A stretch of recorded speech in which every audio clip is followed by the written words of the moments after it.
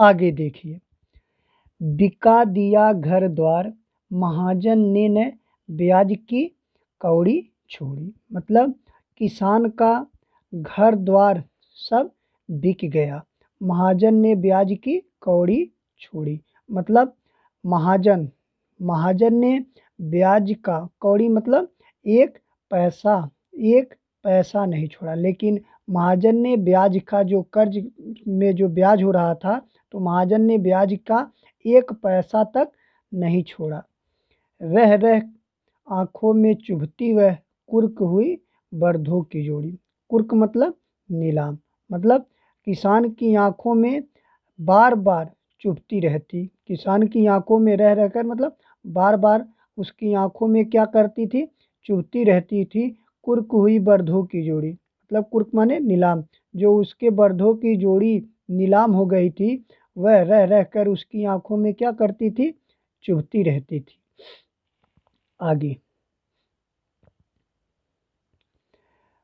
उजरी उसके सिवा किसे कब पास दुहाने आने देती। उजरी मतलब उसके पास एक सफ़ेद गाय थी, उसको क्या कहता था, उजरी। उसके सिवा किसी को कब पास दुहाने, मतलब जो उजरी गाय थी उसके सिवा मतलब किसान के सिवा किसी भी को पास दुहने मतलब दूध को दुहने नहीं आने देती थी। मतलब वह किसान के सिवा किसी और को दुहने नहीं देती थी।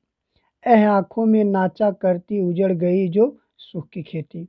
उसकी आँखों में ये वो सुख की खेती जो सब खत्म हो गई, वह वह उजड़ गई जो सुख की, मतलब उसकी आँखों में हमेशा क्या करती थी, नाचा करती थी। उजड़ गई जो सुख की खेती, जो उसके सुख की खेती थी जो उजड़ गई, वह उसकी आँखों में रह रहकर बार बार क्या करती थी, नाचा करती। वो सुख की खेती क्या था कि उसके हरे भरे खेत थे, उसके हरे भरे क्या थे, खेत थे। वह भी कभी अभिमान से जीता था, उसके उसकी जीवन भी क्या था, खुशी था। उसका भी एक लड़का था और उसके पास 2 बैलों की जोड़ी थी, उजरी गाय थी।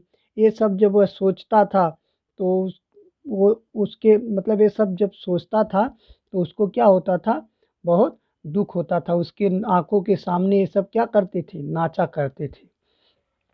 आगे, बिना दवा दर्प के घरनी, स्वर्ग चली आंखें भर, आंखें आती भर। मतलब बिना दवा, दर्प माने इलाज, बिना दवा और इलाज के उसकी जो पत्नी थी, घरनी मतलब पत्नी, जो उसकी पत्नी थी स्वर्ग चली गई, चली आंखें भर आती। जब वह सोचता था तो उसकी आंखें क्या होती थी, भर आती। मतलब बिना इलाज और दवा के उसकी पत्नी मर गई, क्योंकि उसके पास पैसा नहीं था कि वो इलाज कराए, जिसके कारण उसकी पत्नी क्या हो गई, मर गई। जब वह सोचता है तो उसकी आंखें क्या होती हैं, भर आती। किसकी, किसान की। देख रेख के बिना दूधमुखी बिटिया 2 दिन बाद गई मर। जब उसकी माँ मर गई तो बिना देख रेख के बिना दूधमुही मतलब दूध पीने वाली बच्ची, दूधमुही माने दूध पीने वाली बच्ची थी, उसकी जब माँ मर गई तो दूध पीने वाली बच्ची को कोई देख रेख करने वाला नहीं था, जो 2 दिन बाद भी क्या हो गई, मर गई। आगे, आगे, घर में घर में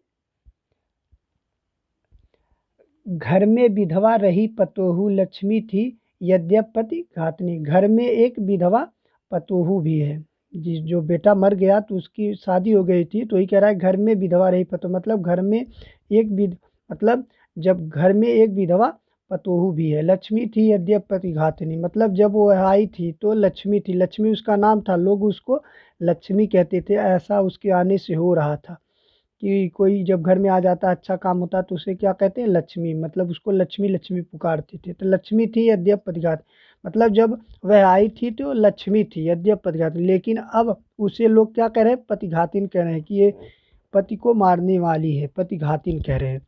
पकड़ मंगाया कोतवाल ने, जब यह सुना पतिघातिन कि इसने पति को मार दिया, तो कोतवाल ने उसको थाने बुलवा लिया। कहाँ बुलवा लिया, थाने। पकड़ मंगवाए कोतवाल, तब कोतवाल ने उसको थाने बुलवा लाया। डूब कुएं में मरी एक दिन। मतलब कोतवाल ने उसको बहुत अशब्द कर दिया, अशब्द वाक्य बोल दिया, बहुत उसे परेशान कर दिया, जिसके कारण वो वहाँ से आई और उसको वह सही नहीं पाई दुख के उसकी बातों को, और वो कुएं में कूद के एक दिन क्या हो गई, मर गई। खैर पैर की जूती जोरू, मतलब कई कह रहा है कि खैर मतलब कोई बात नहीं, किसान किसान कह रहा है कि कोई बात नहीं, पत्नी इतनी महत, जोरू माने पत्नी, पत्नी इतनी महत नहीं, पैर की जूती मतलब पत्नी इतनी महत नहीं रखती है, क्योंकि वह बेटे से प्यार करता था, क्योंकि अब वह अपने क्या करता था, बेटे से प्यार करता है। वही खैर पैर की जोती उजूर, मतलब पत्नी नहीं रही तो कोई बात नहीं, पत्नी इतनी महत नहीं रखती, क्यों पत्नी इतनी महत नहीं रखती, न सही एक दूसरी आती, मतलब एक नहीं रही तो दूसरी आती, ये मर गई तो फिर दूसरी आ जाती थी, क्योंकि वह अपने बेटे से क्या करता था, प्यार करता था। पर जवान लड़के की सुध कर सांप लौटते फरती छाटी, सांप लौटना मुहावरा है, तो इसका मतलब दुखी होना, मतलब पर जवान लड़के मतलब वह जब जवान लड़के के बारे में सोचता है तो दुखी हो जाता है, और उसकी छाती क्या हो जाती है, फटने लगती है, मतलब वह बहुत दुखी हो जाता है। मतलब वो कहता है कि पत्नी मर गई कोई बात नहीं, दूसरी आ जाती, लेकिन जब अपने बेटे के बारे में सोचता है तो वह क्या हो जाता है, बहुत दुखी हो जाता है। आगे देखिए, पिछले सुख की स्मृत आंखों में क्षण भर एक चमक है लाती, तुरंत शून्य में गड़ वह चितवन, तीखी नोक सदिश बन जाती। मतलब पिछले सुख की स्मृत, मतलब स्मृत माने याद, मतलब इस पैराग्राफ में कवि क्या बता रहा है, कवि कहता है कि किसान की आंखों में एक चमक आ जाता है जब वह पिछली यादों को सोचता है। पिछली यादों का मतलब वो दो बैलों की गोड़ी, हरे भरे खेत, उसका बेटा और गाय और उसकी पत्नी, बच्चे, जब उन सब पतोहू, जब उन सब के बारे में सोचता है तो तब वो क्या हो जाता है, खुश हो जाता है। लेकिन जब वह तुरंत आज के बारे में सोचता है तो उसको तीखी बन जाती हैं, तो उसको यादें क्या हो जाती हैं, तीखी नोक के समान, सदिश माने समान बन जाती हैं। इसी के बारे में इसमें कह रहा है कि पिछले सुख की स्मृत आँखों में, स्मृत माने याद, मतलब जब वह पिछली यादों को, मतलब जब वह पिछले सुख की यादों को आंखों में देखता है तो क्षण भर एक चमक कहलाती, तो क्षण भर मतलब कुछ समय के लिए एक उसकी आंखों में क्या आ जाती हैं, चमक आ जाती है। तुरंत सुन में गड़वह चितवन, तुरंत सुन में गड़वह मतलब तुरंत दुखी हो जाता है, गड़वह चितवन, चितवन मतलब मन, मतलब लेकिन जब वह तुरंत आज की बातों को सोचता है, तुरंत वह आज की यादों में आता है, तीखी नुक्स तो उसके तीखी न तो उसकी आँखें तीखी नोक सदिश बन जाए, सदिश माने समान, लेकिन वो उस तीखी नोक के समान बन जाती हैं। मतलब वह जब आज की बातों को सोचता है तो वो तीखी नोक के समान बन जाती हैं, अर्थात बहुत दुखी हो जाता। तो ये थे आपके वे आंखें चैप्टर के व्याख्या। तो यदि आप लोगों को वीडियो अच्छा लगे तो आप इसको लाइक करें, शेयर करें, और नए हैं तो चैनल को सब्सक्राइब करें। शुक्रिया, धन्यवाद।